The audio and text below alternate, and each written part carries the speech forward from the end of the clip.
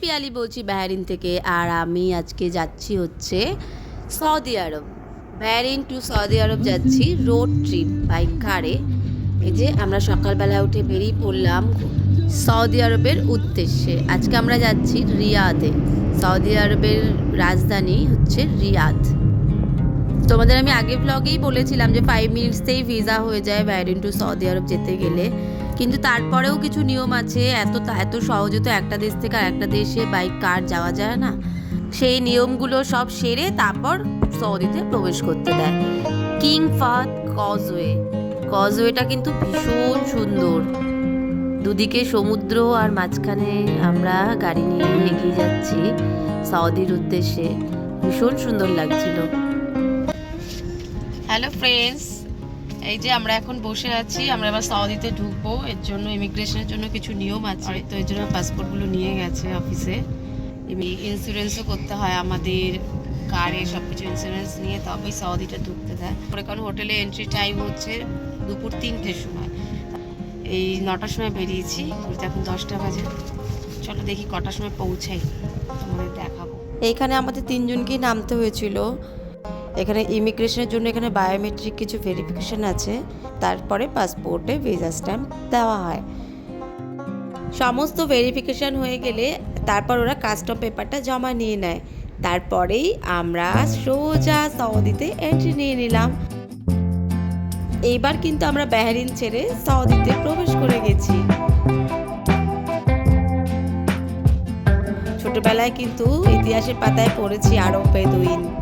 দেখা যাক আরব বেদুইনের দেশটি কেমন।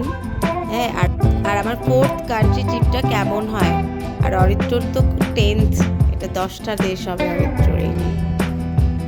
কিছুটা রাস্তা অতিক্রম করার পরেই কিন্তু শুরু হয়ে গেছে দুদিক জুড়ে শুধু ডেজার্ট বা মরুভূমি। চারিদিকে মরুভূমি। আমার এক্সপিরিয়েন্স আমার কোনদিন ছিল না, আমি কোনোদিনই মরুভূমিতে যাইনি, এই আমার প্রথম। দুদিক জুড়ে শুধু বালি আর বালি। মরুভূমি মানেই চোখে যেটা ভাসে সেটা হচ্ছে উট। দেখা যাক উট দেখতে পাই কিনা। আমি তো উটের আশাতে সারাক্ষণ চোখের পাতা ফেলিনি। গরমটা কিন্তু বেশ ভালো, 44 ডিগ্রি দেখাচ্ছে, কিন্তু ফিলস লাইক তো আমার মনে হচ্ছে প্রায় 47-48 ডিগ্রির মতো।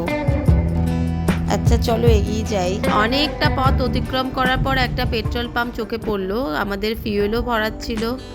আর ভাবলাম এখানেই কোনো একটা রেস্টুরেন্ট থেকে লাঞ্চটাও সেরে নিই। এই যে এবার এখানে খেতে এসেছি আমরা। এবার অনেকক্ষণ সৌদির গাড়ি চালিয়ে একটু রিল্যাক্সেশনের জন্য একটু বসতে এসেছি। একটু দুপুর 1টাও বেজে গেছে, লাঞ্চ করতে হবে। এই লাঞ্চের জন্য চলে এসেছি এই রেস্টুরেন্টে। খেয়ে আবার যাবো। এখন কিন্তু অনেকটা পথ বাকি আছে, 200 কিমি এখনো বাকি আছে যাওয়ার। লাঞ্চ সেরে আবার গাড়ি নিয়ে বেরিয়ে পড়লাম রিয়াদের উদ্দেশ্যে। কিন্তু সবই তো বুঝলাম, এখন অব্দি যে উটের দেখা পেলাম না। এই যে দেখতে পেরেছি উট দেখা মাত্রই কিন্তু ক্যামেরা বন্দি করে নিয়েছিলাম। এই সব দৃশ্য কিন্তু একদমই ছাড়া যাবে না। পুরো দু রাস্তা বরাবর উটের ছড়াছড়ি। হ্যাঁ, এতক্ষণ এরা কোথায় ছিল জানি না। এই জায়গাটাতেই বোধহয় ওরা বেশি থাকে। দেখো কত উট, শেষই হচ্ছে না।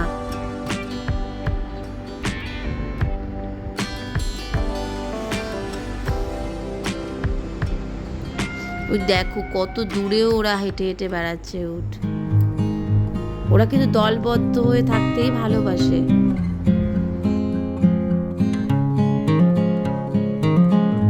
রাস্তার দুধার ধরে এত সুন্দর দৃশ্য, আর একটু নেমে না ফটোগ্রাফি করলে কি চলে? তাই একটু নেমে ফটোগ্রাফিও করে নিয়েছি।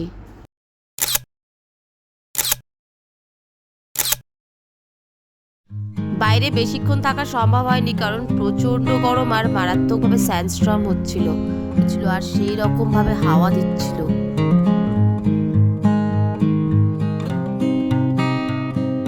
300 কিলোমিটার মরুভূমি অতিক্রম করে এবার আমরা সৌদি আরবের রাজধানী রিয়াদে অলরেডি ঢুকে গেছি।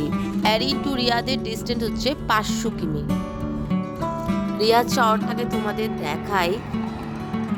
আমরা উঠেছিলাম কারাওয়ান আল ফাহাদ হোটেলে।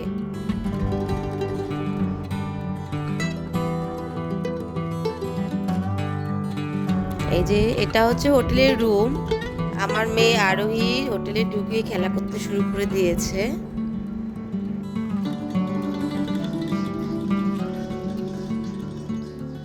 আমরা 5:30 নাগাদ ঢুকেছি হোটেলে, মানে প্রায় আমাদের 6 ঘন্টার ড্রাইভ ছিল। 5:30 নাগাদ আসলাম, এসে একটু রেস্ট নিয়ে এবার আমরা বেরোচ্ছি হচ্ছে একটু দেখি শহরটার আশেপাশে ঘুরে দেখি, আর হচ্ছে একটা ডিনার করে হোটেলের নিচেও ডিনারের ব্যবস্থা করা আছে।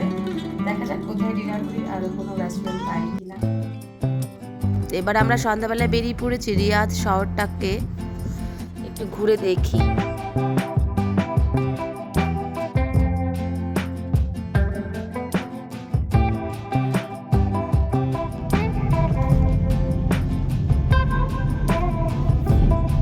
এবার আমরা চলে আসলাম আরবি মার্কেট বা সোক। আরবি মার্কেটকে সোক বলে। প্রচুর ভিড় হয়েছে। এই যে আমরা এখন চলে এসেছি একটা বাজারে, সৌদির বাজারে। বাজারটা কিন্তু বিশাল বড়, অনেক বড়, আর অনেকটা এরিয়া নিয়ে অনেক কিছু বিভিন্ন ধরনের জিনিস বিক্রি হচ্ছে। তাহলে তোমাদের দেখাই বাজারটা ঘুরে সৌদির মার্কেট কেমন। এটা কিন্তু কোনো শপিং মল না, এটা আরবিদের লোকাল বাজার, এগুলোকে সৌক বলে। আর এখানে কিন্তু প্রচুর জিনিস, সব ধরনের জিনিসই পাওয়া যায়, যেমন জামা কাপড়, পার্স, ব্যাগ, সানগ্লাস, বাচ্চাদের খেলনা থেকে শুরু করে আর নানা রকমের জুয়েলারি, প্রচুর জিনিস বিক্রি হচ্ছে।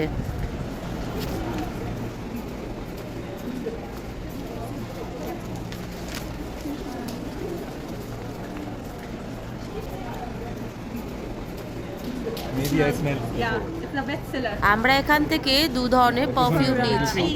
তোমরা অনেকেই হয়তো জানো যে আরবিরা কিন্তু পারফিউম খুব পছন্দ করে। এইখানে কয়েকশো ধরনের পারফিউম রাখা আছে। আর আরোহীর জন্য নিয়েছিলাম 3টে ফ্রক। আর এখানেও সুযোগ বুঝে একটু ফটোগ্রাফিও করে নিয়েছিলাম। কেনাকাটা হয়ে গেলে তারপরে আমরা ডিনারের উদ্দেশ্যে বেরোলাম, কারণ ঘড়িতে রাত 10টা বাজে অলরেডি। আমরা ডিনারের জন্য দ্য ক্যান্টিন ইন্ডিয়ান রেস্টুরেন্টে এসেছিলাম। আমরা চিলি চিকেন, ফ্রাইড রাইস আর এই পাপায়া জুস অর্ডার করেছিলাম। রেস্টুরেন্টে বসেও কিন্তু সেলফি তোলা মাস্ট। ডিনার সেরে তারপর আমরা আবার হোটেলের পথে রওনা দিলাম। এরমভাবেই কিন্তু আমাদের সারাটা দিন কাটলো রিয়াদ শহরে। এর পরের দিন ভোরবেলা হলো। পরের দিন সকালে উঠে আমরা ব্রেকফাস্টের জন্য হোটেলেরই গ্রাউন্ড ফ্লোরে গেলাম। ব্রেকফাস্ট কিন্তু ইনক্লুডেড ছিল, এই জন্য ব্রেকফাস্টে আমাদের সমস্যা হয়নি কোনো। এই যে ব্রেকফাস্ট ছিল, এই মেনুগুলো ছিল, অমলেট ছিল, সসেজ কারি ছিল, রাজমা ছিল, আর বিভিন্ন ধরনের বেকন, আর এখানে কিছু স্যালাড আছে, বাটার এখানে রাখা, আর এখানে ফ্রুট জুস আছে, দুধ কর্নফ্লেক্স আছে, কফি আছে, আর এখানে প্রচুর ব্রেড আছে অনেক ধরনের।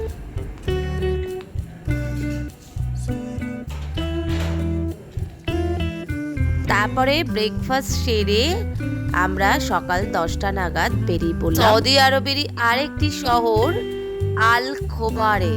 আল খোবারে গিয়ে আমরা একদিন থাকবো, দেখি আল খোবার শহরটি কেমন। আমরা কিন্তু একই পথ দিয়ে আবার আল খোবারের দিকেই যাব, সেই মরুভূমির মাঝখান দিয়েই যাব। এই যে সেই মরুভূমি। আমার এই ব্লগটি এখানেই শেষ করছি। কেমন লাগলো প্লিজ কমেন্ট করে জানিও, আর ভালো লাগলে অবশ্যই লাইক এবং শেয়ার করে দিও। দেখা হচ্ছে নেক্সট ব্লগে আল খোবার শহরটিকে নিয়ে। আজকের মতো বাই বাই, সবাই ভালো থেকো।